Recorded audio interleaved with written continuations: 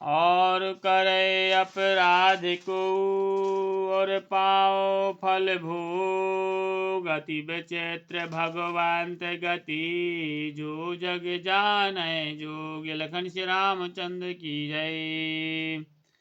किंतु इस अवसर पर तो इसके विपरीत हो रहा है। अपराध तो कोई और ही करे और उसके फल भोग कोई और ही पावे। भगवान की लीला बड़ी ही विचित्र है, उसे जानने योग्य जगत में कौन है। राय राम राखन हित लागी बहुत उपाय किए छल त्यागी। लखी राम रुख रहत न जाने धर्म धुरंधर धीर सयाने। राजा ने इस प्रकार श्री रामचंद्र जी को रखने के लिए छल छोड़कर बहुत से उपाय किए,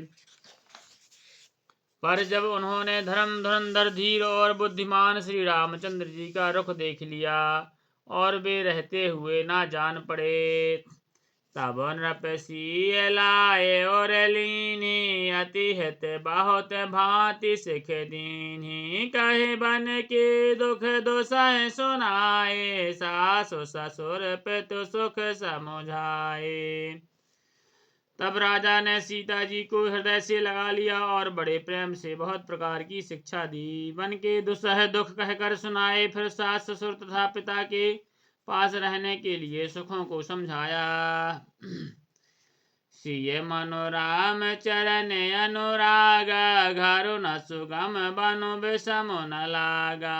और सबहि सिय समुझाए। कहे कहे विपिन विपति अधिकाई।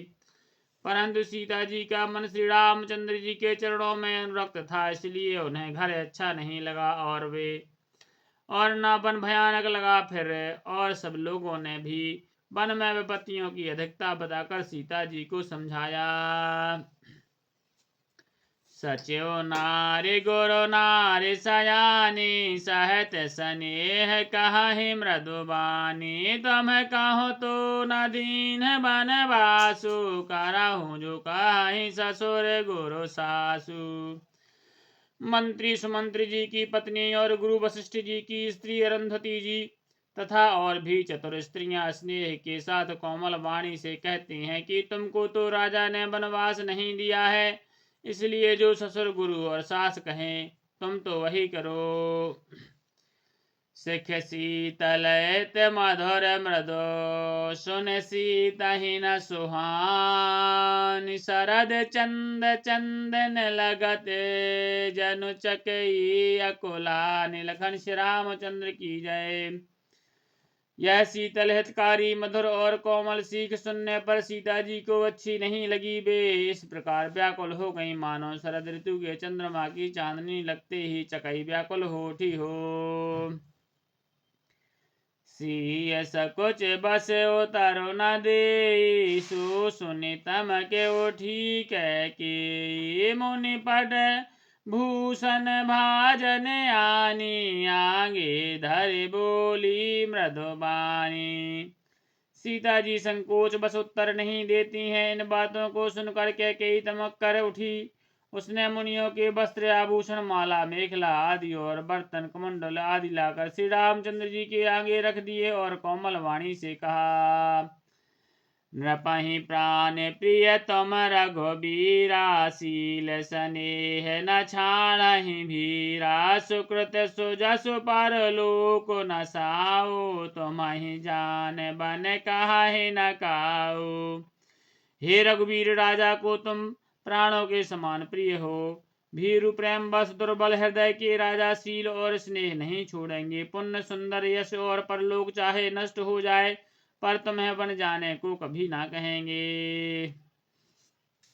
अस विचार सोई करहु जो भावा। राम जनन सिख सुन सुख पावा। भूपहि बचन बान सम लागे। करहि न प्राण पयान अभागे। ऐसा विचार कर जो तुम्हें अच्छा लगे वही करो।